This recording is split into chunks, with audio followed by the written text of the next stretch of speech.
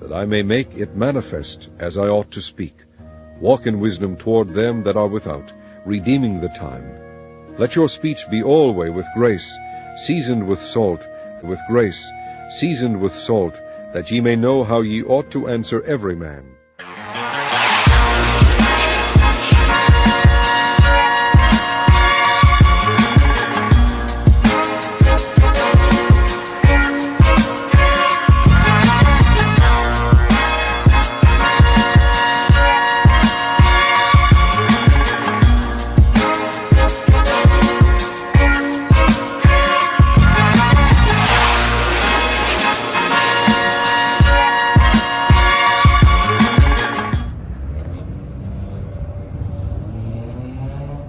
Shalom, shalom. First and foremost, I want to give all glory and praises to Yahweh, Ba'ashem, Yahushai, Ba'ashem HaKadosh, double honors to the apostles and the elders of Great Millstone, honors and salutations to the hopeful late pushers word true sincerity, or just the brother to Wabakal back out here in GMS Los Angeles, back with another pre-workout. So this week, what I want to touch on is being seasoned with salt.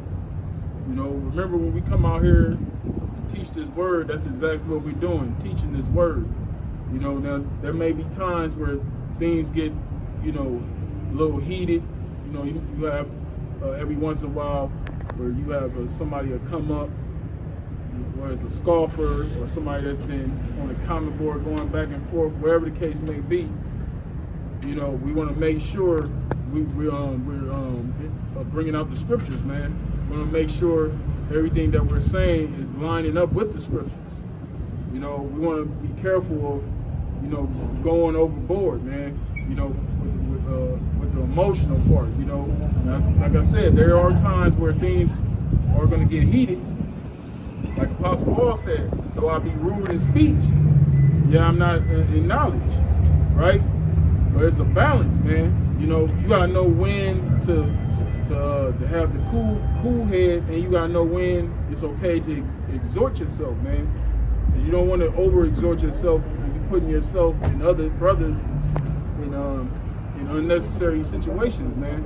You know, so, you know, brothers you just all got to keep that in mind, man. So, with that being said, I'm going to get right into it. This is Colossians chapter 4, verse 6. It says, let your speech be always with grace, seasoned with salt, that ye may know how ye ought to answer every man. And this comes with experience. You know, when you first come out, when you're a younger brother, you coming into the faith, you kind of wild, you know. But as time go on, and you start to grow, you start to learn, you know how to choose your words better. You know how to approach certain situations, man. You're not always going to come in that spirit of, you know, just always being impulsive, man. You know, because this truth is all about edifying, man. It's all about edification at the end of the day. Yeah. You know, when brothers and a few sisters that watch our videos the purpose of them, of us doing these shows, these lessons, and coming out here teaching is to edify, man, to build them up and prepare our people for that time, Jacob's trouble, man. Because shit is about to get crazy out here, man. So you want to have your wits about you when all hell breaks loose out here, man. And remember, the scriptures is the weapon, man. This is our strength, okay? Not our flesh. Matter of fact, let me get that real quick. This is Hebrews chapter 4, verse 12. It says, for the word of the Most High is quick and powerful and sharper than any two-edged sword. So see that? The word of the Lord is the most powerful tool that we have, okay? We ain't coming out here to be some macho man, like be some WWF wrestlers and shit. You know, nah. You know, we just simply coming out here to preach this gospel, man. That's it. You know, it's none of these people's business who we are in our personal lives or some persona. It's not about carrying on some persona, man. It's about coming out here with the spirit and power and sincerity of our heart and to preach our people the gospel, man. You know, whether they listen or not. You know, because we can't even control who's going to come up and who's going to listen and who's not going to listen. You know, that's all up to the Lord, man, at the end of the day. You know, but we have to do our part as far as, you know, bringing out this word. All right, it says, word of the Most High is quick and powerful and sharper than any two-edged sword, piercing even to the dividing asunder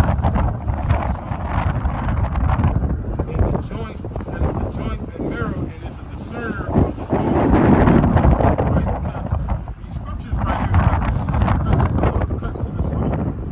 You know, we ain't got to come out here and fucking brass knuckles, arm spikes, and you know what I'm saying? Road warriors. Road warriors looking like Legion of Doom and shit. You know, we ain't got to come out here with all that, man. Because the word is gonna cut these people. You know, shit. If we just came out here, I mean, of course, you know, brothers gonna expound, but you know, just simply just reading the scriptures cut these people. You know, it's a law in the scriptures where two men ain't supposed to lay. Two women ain't supposed to lay with one another. All right, we're not supposed to be eating pork. All right, we're not supposed to get tattoos. You're not supposed to commit adultery. So when we bring out these scriptures, people that's doing these things, they're gonna get cut when those scriptures come out. Not because of what we're saying, because what the scripture is saying. This is the word of the Most High. You see that? So there's times where, you know, when you feel like a situation is getting too heated, you got to say things that's going to de-escalate. You don't want to be the person that escalates a situation. You want to de-escalate the situation, you know, before things get too crazy, man. Yeah, that's right on cue, because that's what we're speaking on right now. You gotta know when people got Satan on them, man. Yeah. And Satan is the adversary. Satan don't like when the word of the Lord is coming out. So, you know, Satan gonna try to disrupt. So, you know, this is something we all gotta keep in mind, brothers. You know that. All right, go ahead. Good. Yeah. Everything was on cue, you know, because you got this demon trying to disrupt the word of the Lord. But that, as we were speaking, there's ways to handle things, you know. Because we could have been easy, like, get the fuck out of here. You know, let Satan be Satan.